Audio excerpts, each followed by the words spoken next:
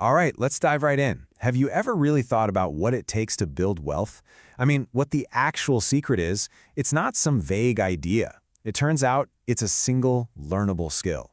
And today, we're going to break down that one skill that can turn your biggest dreams into real, tangible assets. So, let's start with a classic. I want to retire comfortably. Sounds like a solid goal, right? But think about it for a second. What does comfortably even mean? Without the skill we're about to talk about, a phrase like that, well, it's really just a wish. And that brings us to this first idea, the difference between dreams and plans. We can call it the dreamer's dilemma. You know the feeling. You have these huge, incredible dreams for your life, but there's this massive, frustrating gap between just thinking about them and actually making them happen. And these dreams, they're things we all share, aren't they? Sending your kids to the best schools, owning that perfect home, traveling, or just having that peace of mind knowing you'll be okay when you're older. These are the powerful whys that get us out of bed in the morning. But here's the kicker, and this is so important. Just having the dream isn't enough, not even close. There's a missing piece of the puzzle, a very specific skill that acts like a bridge between that amazing vision you have in your mind and the reality you can actually build. So what is this magic skill? Well, our source calls it the translation skill. And I want you to think of this as the big turning point. The exact moment where those fuzzy, faraway dreams start to sharpen into something real, something you can actually work towards. And let's be super clear about what this skill isn't. It has nothing to do with being a stock-picking genius or trying to time the market perfectly. You know, that stuff can help, sure, but it's not the foundation. The most crucial, fundamental skill is something else entirely. And here it is, the goal articulation skill. It is the ability to take a big, emotional dream and translate it into something tangible and measurable. We're talking a specific number, a clear date, and a concrete objective. This right here, this is the engine that drives any successful financial plan. Okay, so that all sounds great, but how do we actually do it? Let's get practical.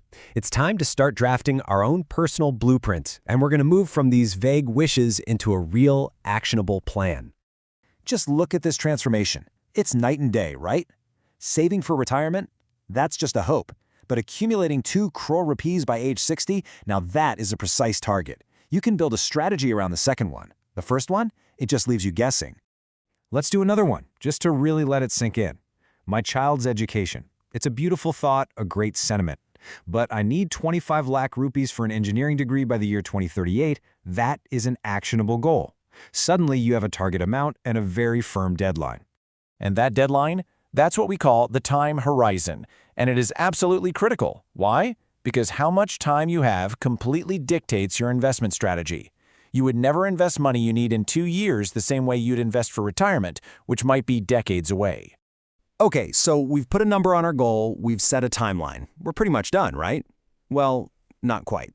There's this silent, invisible force out there that can completely destroy our plans if we don't pay attention to it. And that invisible force? It's inflation. To put it in perspective, a home that costs 50 lakhs today could easily cost 1.2 crore rupees in just 15 years. If your plan doesn't account for inflation, you're aiming for a target that's already moved by the time you get there. So let's be realistic. Most of us can't fund every single dream all at once. And that means we have to prioritize. This is where you make those tough but totally necessary trade-offs. You have to decide which goals get your money first. It's all about being honest about the resources you have. Now, having a perfect plan on paper is one thing, but sticking to it when life inevitably throws you curveballs, well, that requires a certain kind of mindset. So now we're shifting from the technical side of things to the behavioral side. So what does this planner's mindset really look like? Well, first, it's about being a realist, honestly knowing your income and its limits. It's also about making sure your plan aligns with how much risk you're actually comfortable with. And, so importantly, it's about sequencing your goals logically, so you're not trying to do everything all at once and burning yourself out. Okay, so you've made the plan. Now what? You can't just stick it in a drawer and forget about it. Life is always changing, and your plan needs to be a living, breathing document. Think of it as a dynamic blueprint for your entire financial journey. And how do you keep it alive? It's really just 3 simple, repeatable steps. First, communicate the plan, especially with your family, so everyone's on the same page. Second, document everything. Write it all down to hold yourself accountable. And maybe most importantly, review and adjust it regularly. Be flexible. And really, this quote just nails it, doesn't it? Building wealth isn't about wishful thinking. It's about the skill of translating those dreams into real, structured plans, and doing it with clarity, realism, and a little bit of foresight. So that leaves us with one last question, and it's really a question for you. Looking at your own life, your own big dreams, what is the very first one you're going to translate into a real, actionable plan?